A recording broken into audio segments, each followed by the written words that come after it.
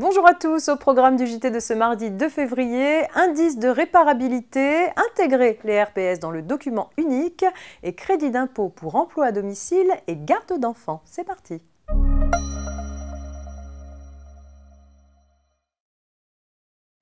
Depuis le 1er janvier 2021, une étiquette mentionnant leur indice de réparabilité doit être affichée lorsque certains équipements électriques et électroniques sont proposés à la vente en magasin. La loi du 10 février 2020 prévoit en effet que les producteurs, importateurs et distributeurs d'équipements électriques et électroniques doivent communiquer cet indice de réparabilité aux vendeurs de leurs produits ainsi qu'à toute personne qui en fait la demande. L'objectif, fournir aux consommateurs une meilleure information sur la durabilité des produits. Un décret et un arrêté ont été publiés le 29 décembre 2020 pour définir les critères et paramètres de calcul de l'indice et fixer les conditions de son affichage. Il se présente sous la forme d'une note sur 10 pouvant comporter une décimale après la virgule, avec un code couleur allant du vert au rouge en fonction de la note obtenue.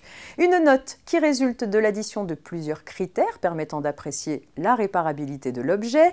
Sont pris en compte la disponibilité de la documentation, la démontabilité du produit, la disponibilité et le prix des pièces détachées, ainsi qu'un critère spécifique à la catégorie d'équipements concernés.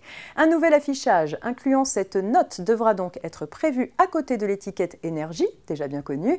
En pratique, cette mesure concerne pour l'instant une liste réduite d'appareils, les lave-linges, les téléviseurs, les smartphones, les ordinateurs portables et les tondeuses à gazon. Cette liste a vocation à s'enrichir progressivement.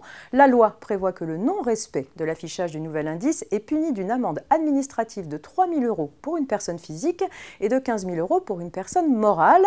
Mais cette sanction n'entrera pas en vigueur avant le 1er janvier 2022.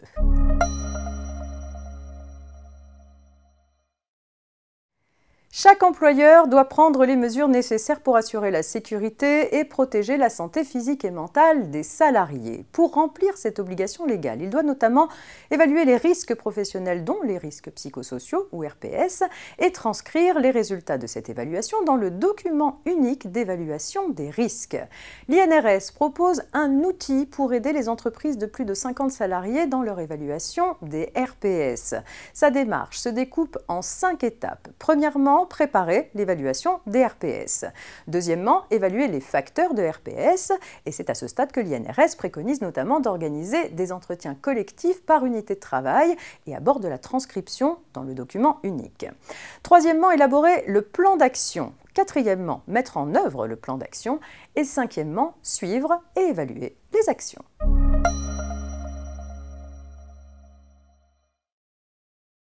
On termine ce JT avec une précision relative au crédit d'impôt pour emploi à domicile et garde d'enfants.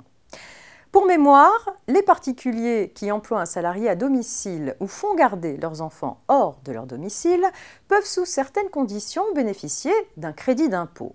En principe, seules les dépenses effectivement supportées par le contribuable pour l'emploi d'un salarié à domicile ou pour faire garder un enfant de moins de 6 ans peuvent être prises en compte pour le calcul de l'avantage fiscal. En sont exclus les aides, indemnités ou allocations versées par les employeurs à leurs salariés au titre de ces dépenses.